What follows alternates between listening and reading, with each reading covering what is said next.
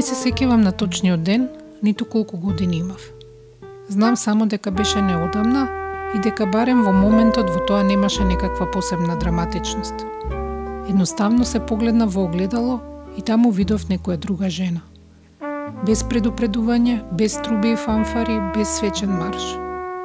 Тивок премин во староста со виснати образи и надлактици, кои после научив ги викале свадбарки затоа што се тресат на оро, бел корен во косата и голема кнедла во грлото. Што се случи побогу? Како ќе се живее вака?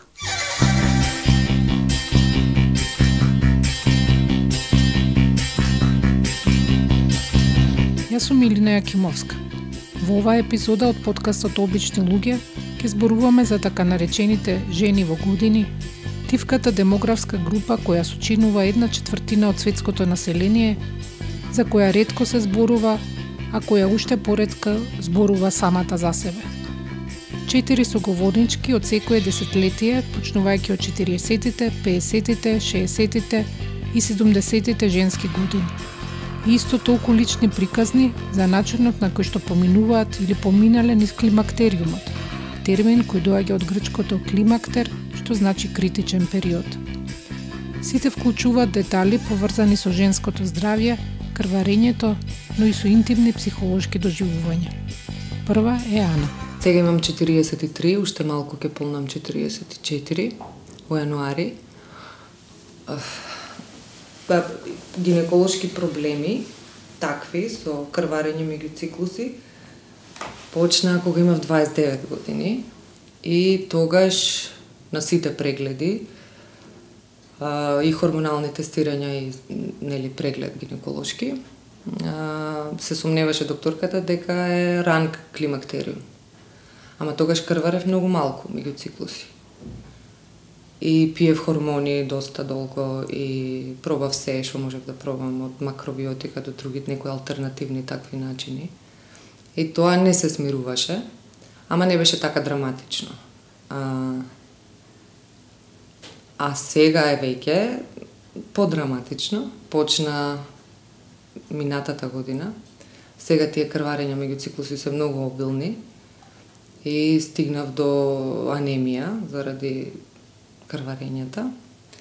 И хормоналните испитувања исто покажа дека сум во перименопауза. Психолошки сега имав криза голема, овој последниот пат кога се случи, ама не можам да поврзам дека тоа беше директно врзано со менопауза. Пошто мислам дека беше склоп на околности. Некако многу работи се случија во тој период и мислам дека, не знам, не можам да кажам дека. Иако мојата докторка, гинекологот, таа мисли дека е врзано сите тие психички, ментални, како да кажам, проблеми, предизвици, депресија, анксиозност, бес, гнев. Беше така страшничко, доста. Теоријата на Ана е дека не само што е тешко, туку дека е дури и опасно сите симптоми кои се појавуваат кај жената во оваа возраст да се припишуваат исклучиво на менопаузата. Да си кажеш така, од една страна е утеха, дека не станува збор за некаква болест. Но игнорирањето на знаците на слабост и нивно толкување само низ ваквата призма може дополнително да ги искомплицира работите. Уште пред да почне короната, значи тогаш имав да речеме 41-2, наеднаш почувствував физичка слабост. Бев многу активна претходно, многу пешачев со години, многу одев пешки, ништо специјално, просто одев пешки многу во текот секој ден, секојдневно. И тоа ми беше супер. И во еден момент, тоа буквално како преку ноќ се случи, почнав да осеќам слабост. Не можев да ги издржам тие километри што ги одев инаку секој ден. И почнав да чувствувам некои такви симптоми. Грлото во грлото ме стегаше, краток здив, некои такви чудни притисок, некој чуден во главата. И тогаш не затворија со короната, баш тој период, кога отидов на преглед да видам што е приказната, зашто стварно се чувствува физички исцрпена многу. И правев тие кардиолошки комплетен преглед, мислев дека имам, пошто мерев и притисок, мислев дека имам висок притисок. И имав во тој период висок притисок, но прегледот испадна добар, се е во ред. И после се затворивме, нели, со короната, седевме дома, па и тоа дополнително веројатно придонесе да ми паднат уште капацитетите. Ама после некое време, како се редеа сите овие физички некои слабости, па после, не знам, грудка во градата, па биопсии, па такви некои стресни ситуации, па, не знам, корона прележавме 2 пати сите. И се тоа, за на крај да почне крварењето меѓу циклуси, ама многу обилно. Тоа беше стварно, мислам, течеше ко река буквално. И траеше неколку циклуси, така се случи. И од тоа најголема физичка слабост почувствував. Па отидов пак на доктор, испадна дека сум анемична. Од тука отидов на гинеколог, ги направивме сите тие тестирања и испадна дека во исто време имам хипотиреоза. И почнав да примам терапија за тироидната. И затоа викам, не можам да кажам јас дали се ова симптоми на перименопауза или е склоп на околности. Заради сите овие физички слабости што ми се случија. Во исто време, многу роднини поумреа од корона конкретно, и од други страшни болести. Значи и тоа ми влијаеше многу. За многу од нив бев некако врзана, пошто тие се од Охрид, па јас тука во Скопје им ги вршев тие работи. И во таа смисла бев во тек. И тоа ми падна тешко, зашто наеднаш некако се промени цела околина во семејството, се менуваат многу работите и луѓето во вакви ситуации. И некако се собра, за да почнам после да манифестирам, да чувствувам и ментални, како да кажам, проблеми. Мислам дека од ова опаѓање на физичкиот капацитет мој, а претходно бев стварно звер. Мислам, јас немаше што не можев да направам во физичка смисла. И сега јас не сум слаба, јас сум силна, сепак, се уште, ама го чувствувам тоа. Ја изгубив кондицијата некако, во еден момент ја изгубив кондицијата. Да. И не знам дали, пак повторам, тоа е многу важно, затоа што секогаш имав отпор кога моите пријателки, имам некои од пријателките што рано влегоа, не перименопауза, туку веќе се во менопауза. И секогаш протестирав кога ќе ми кажа ваква сум заради менопауза, ова ми е заради менопаузата. Заради тоа што не може баш така лесно секогаш да кажеме дека просто е еден процес во кој што се спојуваат многу фактори. И ова со старењето, да, има врска која ќе си кажеш, чекај се, како сега, ова ми се случува на 41, 2, 3, јас мислев дека е многу рано, за да почнам да губам вакви капацитети. Па после тоа размислуваш, чекај се, значи, многу други работи, што си успел, што не си успел, дали можеш да во остатокот од времето да ги исполниш некои работи што ти се многу битни, па секакви други проблеми во секојдневието, во општеството, мислам, живееме стварно во нездрава околина. И тоа така си се погоди во моментот. Во отсуство на системски пристап кон проблемот на менопаузата, кој би требало да вклучува не само гинеколог, туку и ендокринолог, психолог, физиотерапевт, нутриционист, зошто да не и масер или, како во филмовите за возрастни, доставувач на пици или автомеханичар, човек мора да научи да си помогне самиот. Како го прави тоа Ана? Почнав со јога, тоа мислам дека многу ми помогна. И физички, и ментално. Некако пробав да ги освестувам. И мислам дека ми успева да станувам свесна за моите проблеми, реакции, работи што сакам да ги променам кај мене.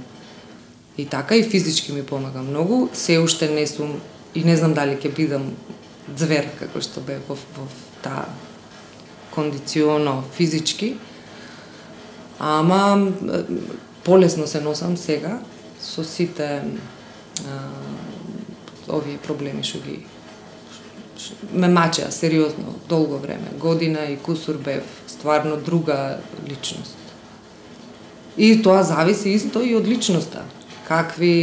Каков ти е карактерот, како се носиш со работите. Иначе, некој друг може многу полесно ќе ги помине, зашто е просто таква личност. И прифаќа ги, не ги мисли, или не ги прифаќа, па не ги мисли. Значи, разни прикази. Дел од првичниот ужас на сознанието за поднаводници големата промена, последна во животот на жената пред смртта, е фактот што во семејствата, помеѓу мајките и ќерките и другите женски роднини, ова вообичаено не е тема на разговор. Во семејството на Ана било малку поинаку. Отворено сме зборувале секогаш, зашто мајка ми имаше, ти кажав, проблеми уште од многу млада. Нејзе и почна на 33 години крварење меѓу циклуси и последната менструација имаше на 58 години.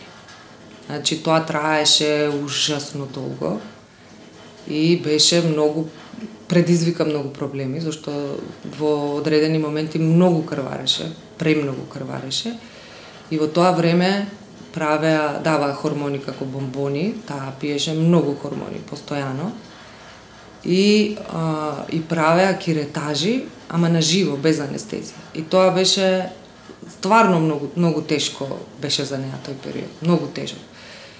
Доживеа инфаркт на миокардот на 44 години и докторите, според нивните толкувања, се сомневаат дека заради тоа, прво заради хормоните, заради киретажите, заради крварењето, заради цела таа состојба и се случи инфаркт многу млада. И јас бев во тек, не само јас, туку и брат ми, сите бевме во тек со се што се случува, знаевме како тоа тече. И исто и со баба ми, по мајчина страна, таа беше многу отворена жена и уште од многу мала ми зборуваше за се врзано со жена и со женско здравје, од пубертет до сексуални односи, па до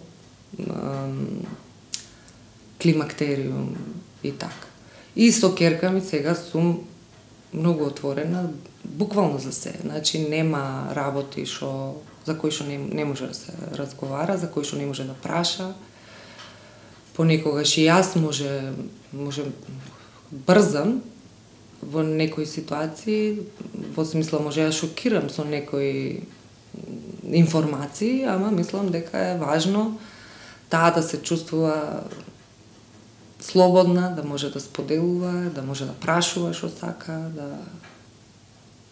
да е јасно, барем да се потруди да и станат јасни работите, да може да комуницира на тие теми.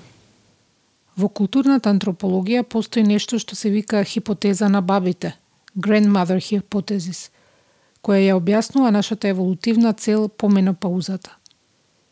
Идејата е дека кога жената живее доволно долго, таа се здобива со слобода и права кои барем во традиционалните патриархални општества ги немала кога била помлада. Зрелите жени имат животно искуство, мудри се и потребни на културата како извор на знаење. Некои се толку вешти што стануваат вештарки. Всушност, човекот е единствениот примат чии женски единки имаат необично долг живот по менопаузата, период во кој веќе не можат да раѓат и оттаму од чисто еволутивна точка би требало да се под наводници безкорисни за генскиот пул. Жените во минатото, да речеме во традицијската заедница во Македонија, тие имале своја значајна позиција во овој период од животот. Има еден многу бав термин од Голо Брдо. Жената после 50 години, пошто тие рано станувале баби и така, ги мажеле, женеле децата многу рано, има еден термин, вика прекршена. Значи, таа веќе оди во следна фаза. Ама во исто време, одејќи во таа следна фаза, нејзиниот статус расте.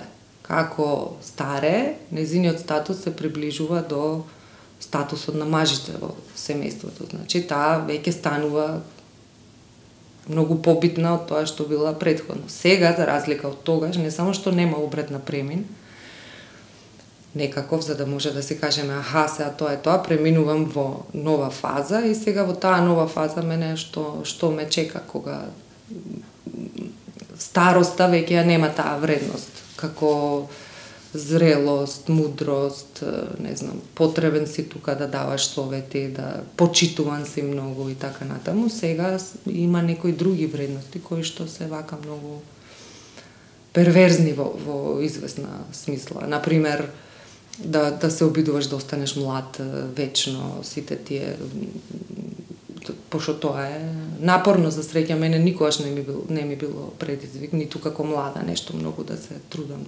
околу тоа како изгледам, па сега тие сите промени, брчки, седи влак не ми се проблем, напротив сакам да гледам како ќе ми се промени косата, не се фарбам, иако ќерка ми често инсистира и така. Значи сега тие некои работи не мачат и просто сега не знаеш понатаму, не одиш на подобро, туку некако одиш во смисла на очекувањата околината што ги има, дека треба да бидеш стално средена, дека треба да бидеш убава, да се грижиш, па и за здравието, па и за физичкиот изглед, па и за се, мислам, малце напорно. Јас после овие искуства што ги имав оваа година, имам многу поголемо разбирање за луѓе што страдаат од депресија, од анксиозност, за самоубици, луѓе што се самоубиле, има многу поголемо разбирање, затоа што во одредени ситуации од животот, тоа е дел од самата дијагноза, ти да не можеш да си помогнеш себе си. Просто не можеш да си помогнеш. Не можеш и не сакаш, не знаеш како и немаш капацитет да си помогнеш. Немаш никаков капацитет. И тоа е дел од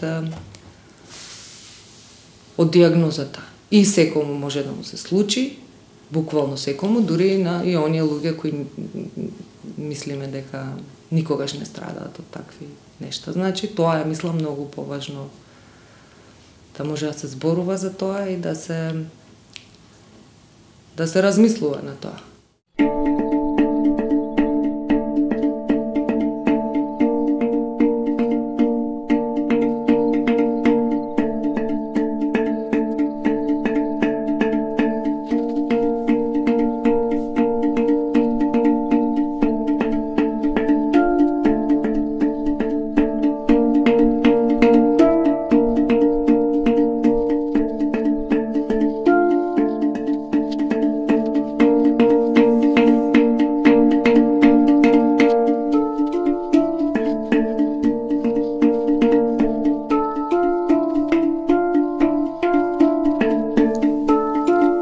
Марина ја запознав на онлайн часови пилатес за време на пандемијата. Во текот на неделата инструкторките се менуваа, а јас едва ги чекав незините часови затоа што тие вклучуваа помалку скокање и тупси музика. Незиниот ненаметлив авторитет и спокојство ми оставија впечаток, и иако физички не изгледа така, помислив дека мора да сме на слична возраст. Не сгрешив. Таа има 50 години, диплома од Факултетот за физичка култура и предава физичко во училиштето за деца со посебни потреби Златан Сремец. Истовремено води групи за фитнес и јога. Ја прашав кој е незиниот впечаток за возрастниот состав на групите. Па да, во групите има 99% се жени, да не кажам и повеќе, на кај 100 веќе паќа, ретко некој машко ни се придружува. Сега, возраста на жените некако со текот на годините ми се допаѓа што се менува и што доаѓаат повозрастни сега, ако можеме да ги кажеме, жени кои што се над 40-та, 45-та година од својот живот. И има разни причини со кои што го почнуваат вежбањето. Едно е да бидат по-фит, друго е затоа што почувствувале дека им фали физичка активност во ова брзо време на живење, и третата е по препорака од лекар. Дали самата веќе ги чувствува симптомите на менопауза и како ги доживува? Јас сум, како што читав, дека мојот период во кој што се наоѓам се нарекува перименопауза, значи се уште имам циклус, но веќе има осцилации, кога ми е почест циклусот, кога ми доцни подолго време, пократко време, зависи. Значи веќе чувствувам промени, од пред неколку години ги чувствувам тие најпознати, најчести, најверојатно симптоми како што се жештини и таква неудобност, но можам да кажам дека исто така во одредени периоди, дури почнав и дневник да си водам околу тоа, тоа е последнава година, чувствувам како во одредени периоди од месецот, можам да кажам, баш голема неудобност, во смисол на како растрепереност, како умор, како срцебиење, како ми фали воздух.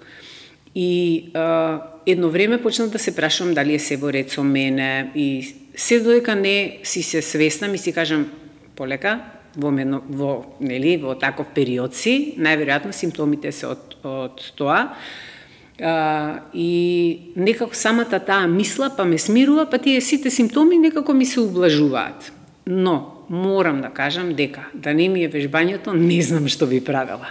Затоа што во тие периоди не престанувам со вежбање и после извежбан час, дали јога, дали пилатес, јас сум сосема со нова енергија која што онака баш ме носи до наредниот ден, ќе ми се појават тие чувства, пак ќе ми дојде неубаво, ама ја пак ќе извежбам и пак ќе ми се среди, ќе ми се направат коцките како што треба и така некако мислам дека мене лично вежбањето многу ми помага за да ги надминам овие симптоми, а ги имам, да. Моја идеја затоа што така некако еден период почнав да добивам некој страв дека можеби нешто да не ми се случува во телото, но кога и си ги забележував почнав да си ги забележувам тие денови. Од телото или психички? Па од телото ми произлегуваше психички.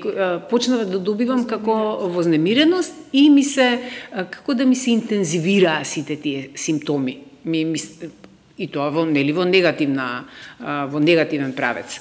И кога забележив дека во одредени периоди и баш или ќе добиам тогаш циклус, или ќе ми се навести дека би требало да добиам циклус, ама па ќе ми прескокне. Со неколку месеци така запишувајќи, заклучив дека тоа е поврзано со циклусот кој што нешто се пореметува и дефинитивно со хормоните.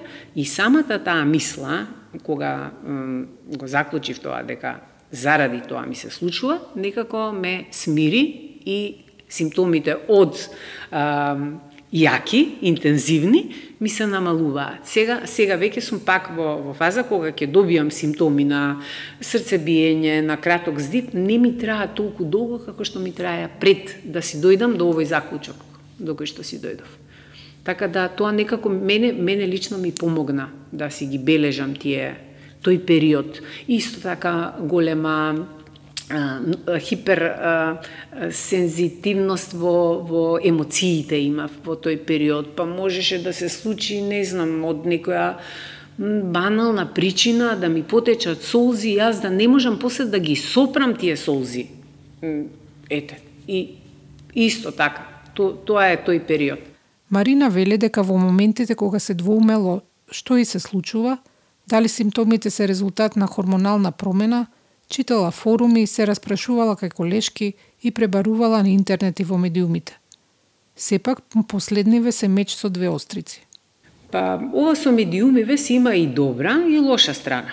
Сега зависи од човекот. Ако е со помал степен на самодоверба, ќе може да му повлијае лошо, па да се чувствува лошо. Зошто не изгледа така како што изгледа тие што ги гледаме на медиумите. А ако има високо ниво на самодоверба и си се цени себе си онака како што треба, тогаш може да делува и мотивирачки. Но сепак не би требало тоа да биде приоритетот или нештото заради кое што луѓето се одлучуваат да бидат физички активни. Туку чисто заради здравието, заради функционалноста, заради убавото чувство, заради слободата на движењата кои што ќе ги имаат кога се физички активни, за да ги одложат тие, да ги наречеме можеби поднаводници, негативни последици што доаѓаат со текот на годините, но тоа се сосема природни работи што ни се случуваат во телото, но со физичката активност сите тие можеби неудобности што ги добиваме, ќе ги одложиме или ќе ги ублажиме самите симптоми или самите последици. Јас секогаш кажувам дека не треба да не признавам диети, не треба да држиме ние диети и не треба да ги нарекуваме диета, туку едноставно начин на функционирање и на исхрана.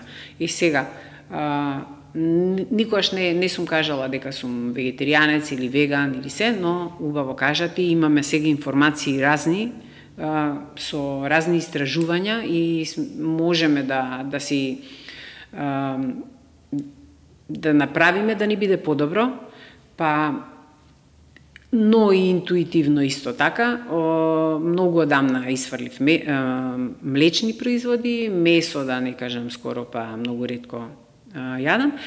И кога ќе ме прашаат, најверојатно ја гледаат линијата што ја успевам да ја одржам со овие години, на кој начин се хранам, јас им кажувам дека умереноста е, мислам, клучот на се и дека човек некогаш, ако има голема желба да си касне нешто што му прави задоволство и што мојот професор Ванчо Попетровски и баш тоа го кажа, треба некогаш и витаминот на задоволство да си го земеме, да го вкусиме, така да убаво е понекогаш и тој витамин да си го вкусиме, но сепак сите сме свесни што е добро, што е здраво на денешно време, така да само умереност, зеленчук, овошје и околу исхраната, тоа би кажала, да не се изгладнуваме, а сепак да се сакаме себе си. Ако се сакаме, нема да се пријадуваме. Во однос на вежбањето, значи како една како порака, што би кажала? Да си одберат физичка активност која што ќе им годи, која што ќе ги влече да ја прават, да ја практикуваат долго време, да не вежбаат кампањски само на месец-два или пред летни одмори или пред Нова година, не знам, туку да одберат некоја активност која што ќе ги води долги години, ако им се посака да ја сменат, но тоа да биде доживотно, било каква физичка активност. Дури и пешачењето е добра физичка активност, така дали во друштво или сам, или во сала некаква активност, небитно физичка активност е потребна за да се надминат сите, посебно за наша возраст, сите неудобности и непријатности кои што ни ги носи периодот и пред менопаузата, верувам дека после менопауза не напоменавме исто така еден важен сегмент кој што физичката активност помага, пред менопаузата и менопаузата влијаат негативно на коските и со остеопорозата, значи исто од тие причини да си ги сочуваме коските, да си ја сочуваме како да кажам, убавото држење на телото, само преку физичка активност.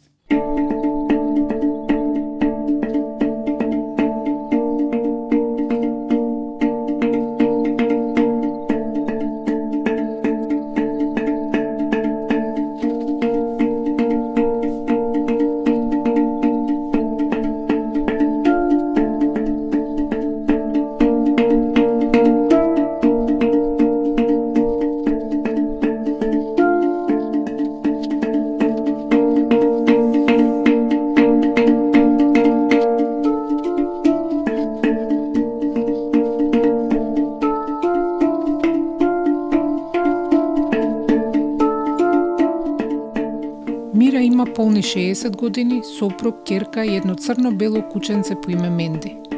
Низината менопауза, која како што вели се случила многу одамна, била потикната од еден стресен настан, ненадејната смрт на низината најдобра пријателка. Значи многу одамна тоа беше. И не бев свесна зашто се работи, зашто тоа се случи последнен, барем како што кажа лекарите, дека е тоа стресна ситуација и поради тоа се случило. Значи јас имаш 41 година тоа кога се случи и беше тоа после смртта на Мира. Твојата пријателка. Така, мојата пријателка. И едноставно не добив еден месец. Следниот месец не добив, па следниот месец пак не добив. И некој класичен тип на менопауза, како што читаме, како што слушам со другарки од пријателки, како што сум гледала во околината моја и како дете, јас не сум имала. Бидејќи била прилично млада, докторот ти понудил да зема хормонална терапија. Вели, јас сега ќе ти дадам тебе едни апчиња, не се сеќавам навистина како се вика апчињата, 10 вкупно ги имаше, бели мали, во една шишенце, ќе ги испиеш, вели, ќе добиеш. И јас навистина така, ги испив 10-те и добив. Исто количински, исто денови, исто со предчувство тако дека ќе добиеш циклус како што имало сите тие години наназад. И добро, реков, окей, се среди. Ама следниот месец ја пак не добив и пак отидов на лекар и тој вели, види, имаш едно дете, вели, имаш ли намера да раѓаш уште? Ако имаш, вели, а имаш 40-41 година, вели, јас ќе ти го одржувам циклусот на овој начин. Ама ако немаш, вели, намера да раѓаш, ова не би го правил, затоа што се ова хормони. Колку вика добро, толку и лошо, вели, може да предизвика. И ние тогаш се помислевме со Златко, јас веќе 41 година имав, Нина веќе имаше 7-8 години, и јас велам, па не. И рече, нема да пием. Следи како ќе ти се случуваат работите, иако тој, додека одев јас на лекар, тој ме праша каква ти е семејната историја мајка, кога си добила, како циклусот, како течел, си имала ли проблеми. Јас воопшто немав никакви проблеми додека имав циклус. Значи тој доаѓаше точно на 26-27 дена. Дури и во тој период кога се заболувавме со сопругот, ние се чувавме на тој начин, броевме денови. И точно знаев 5-6 дена нема да имаме односи, а другите денови окей. И на тој начин ниту еднаш не се случи да несакано, да речем, непланирано забремено. И после кога ми се роди девојчето, исто така на тој начин сме се чували. Така што некако тоа беше како машина, целиот организам. И не почувствував ништо. Тоа рековме не, окей, он престана да ми ги дава. Од тој момент јас никакви симптоми околу циклус добивање немав. Ниту имав такви горештини, ниту имав некако подобување на градите на стомакот, некое предчувство дека ќе добијам. Ништо од тоа што изминатите година, деценија 2-3 се случуваше. Ништо. И едноставно не почувствував некој класичен тип на менопауза со тие се што следат некои жени. Токму затоа што самата не почувствувала по сериозните гоби, на Мира и беше необично кога ги слушаше моите кукања. Единствената епизода што ја памти, ако ја зборува за можната врска меѓу менопаузата и психичкото здравје на жената, беше оваа.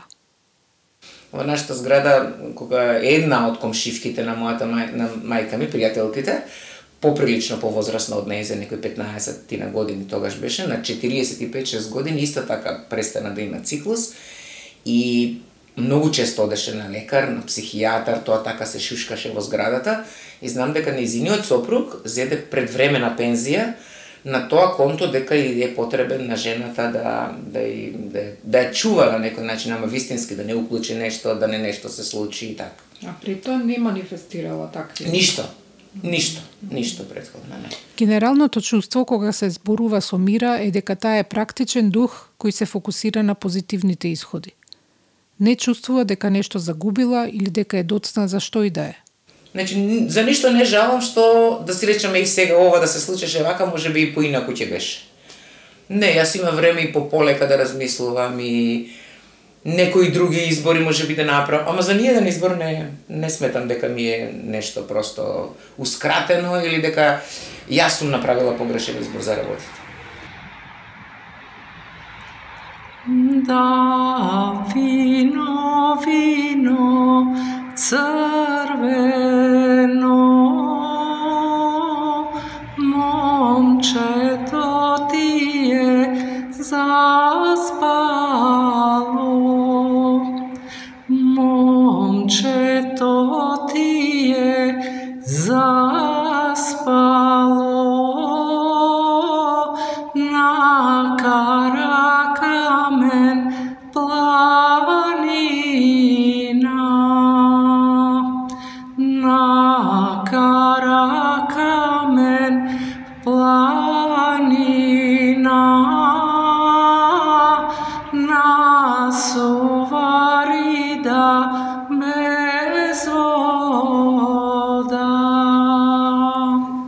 Кога сум се родила во далечната 1971 година, Оле била меѓу првите кои ме видела.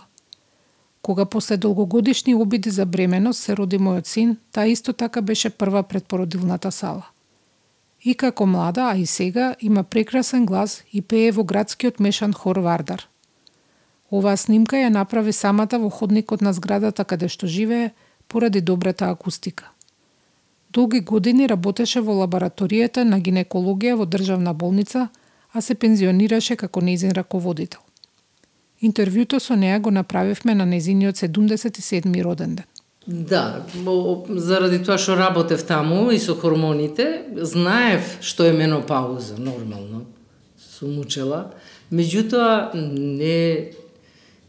Ја и го очекував тоа, фала Богу, ќе се ослободам од ти.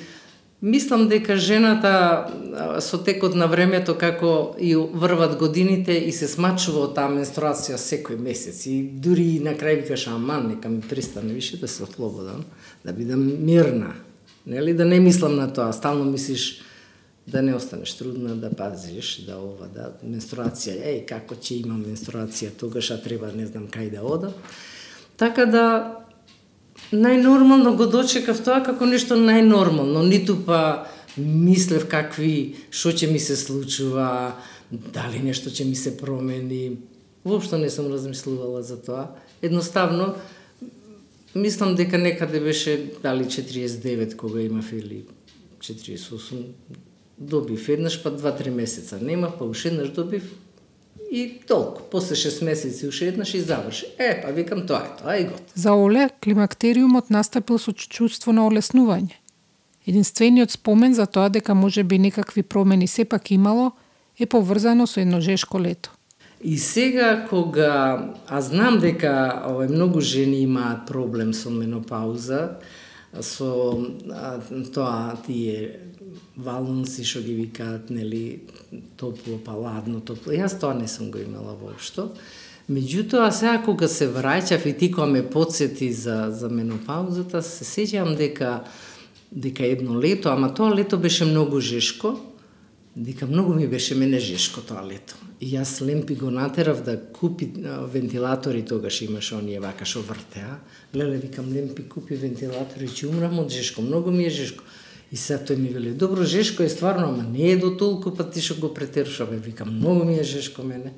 И мислам дека тоа лето, вака кога се враќам сега кога беше тоа, мислам дека тоа беше, само тоа лето осетив дека ми беше повеќе жешко него што ми било друг пат.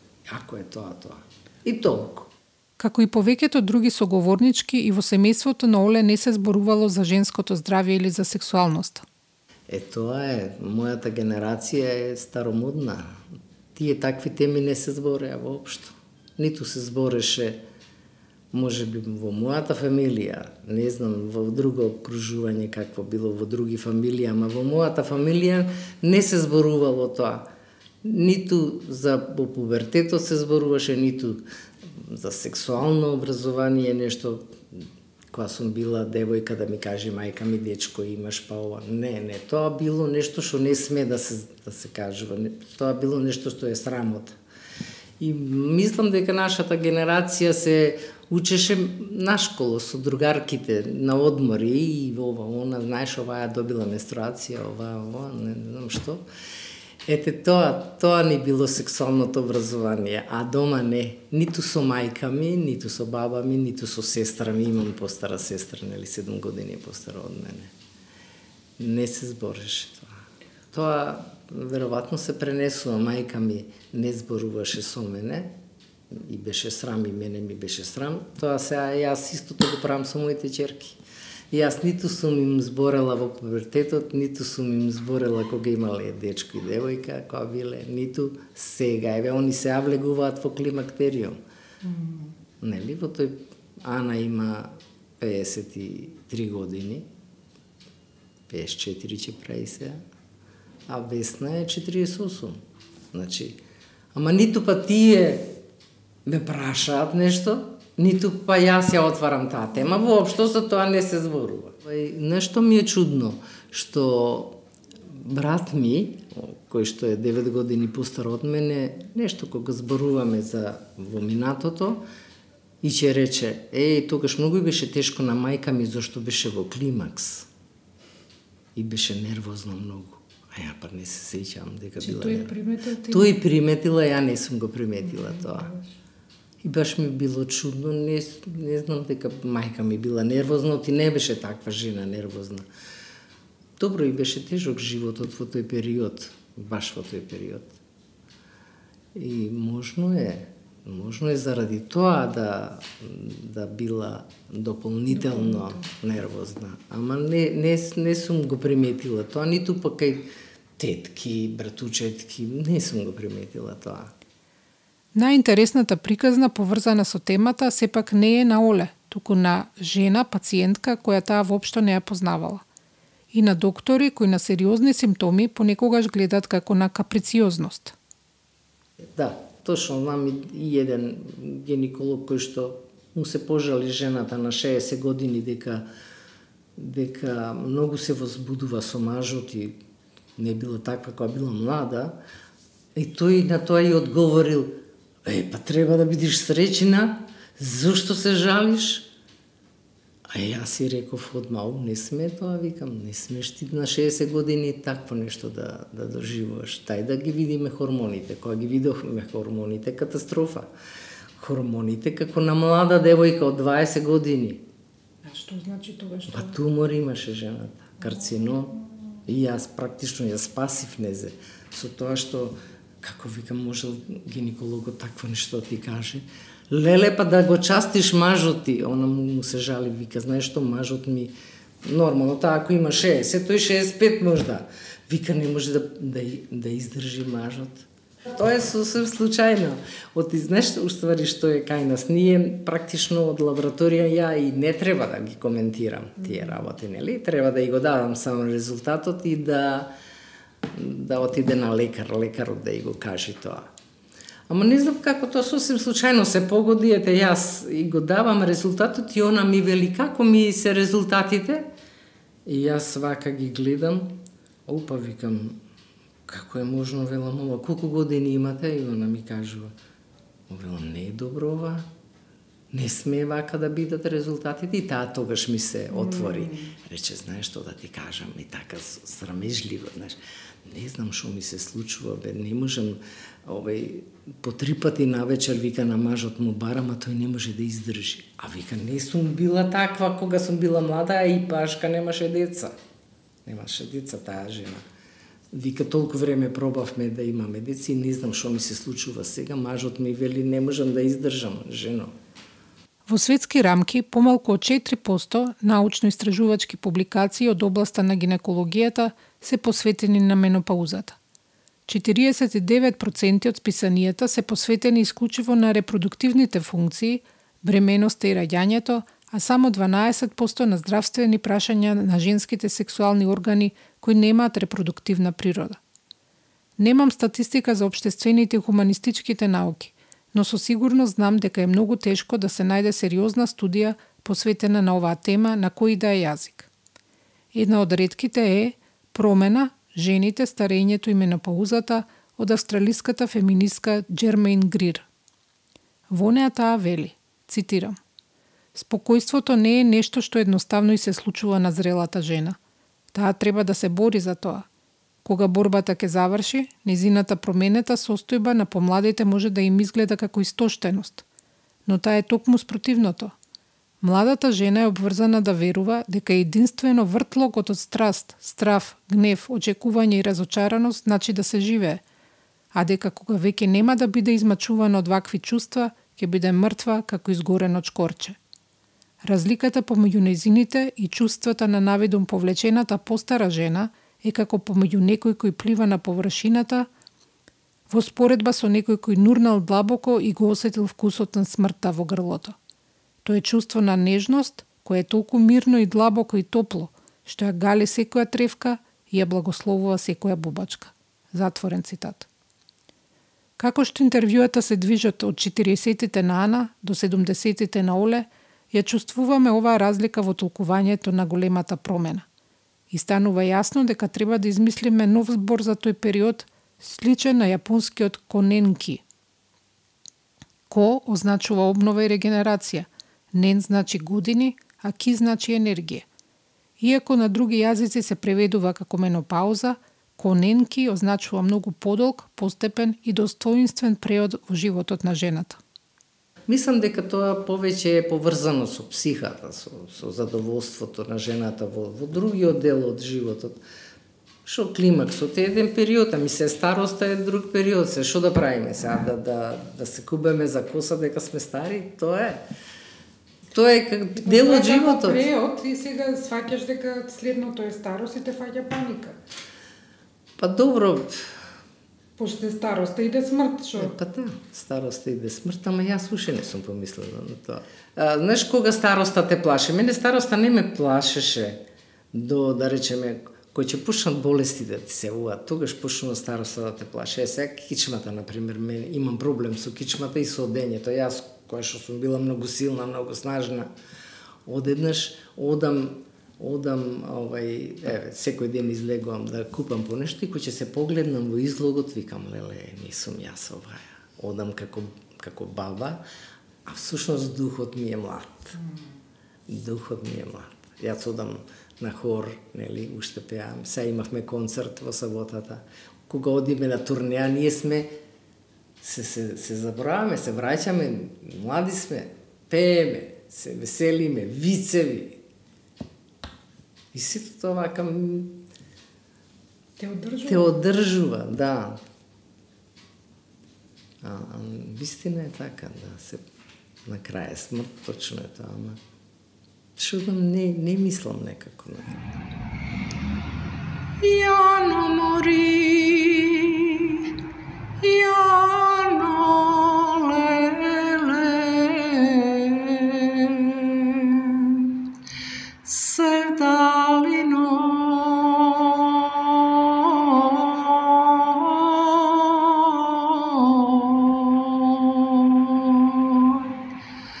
моја росна, јано мори,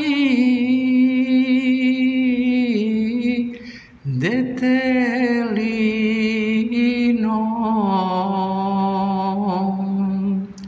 Ај,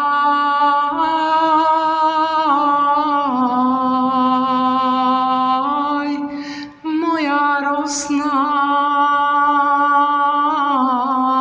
јано мори, детелино. Убавите жени во мојот народ, тие брзо прецутувале, како цуто од Кајсија, како мајски јоргован. Така пишуваше Блаже Конески за жените од минатото. И овие од сегашноста ја имаат истата нечујна издишка за неправдата кој им ја нанесува времето. Сепак храбро се носат со неа. Јазот помеѓу нив и помладите девојки е огромен, а емпатијата на вторите непостоечка. Се до моментот кога до вчера 20 годишната девојка ќе се погледне во огледалото и ќе се праша: што се случува? И можеби ќе дознае, ама постфестум. Девојчето од првата сцена во втората е буцка, со прслиња и лакирани сандали. Свири клавер, учи латински, сака мачки и да се гушка на клупите. Добро плива краул, кога се смее на образите и се прават дупчиња. Раѓа син, пишува песни, собира ронки од тепихот, кисне онлайн. Некогаш е тажна, некогаш не е. Сака да седи на сонце и да ќути со пријателите. Го бакнува мажот и пред спиење. Филмов тапа, ко оние црно-белите. Може кога ќе заврши, ќе го сватиме.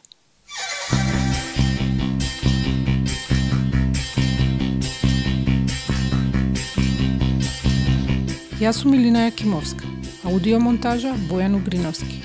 За целосен транскрипт посетете ја нашата страница обичнилуѓе.мк. Благодарност до сите соговорнички за подготвеноста да зборуваат на оваа тема. Им посакуваме здравје и спокојство.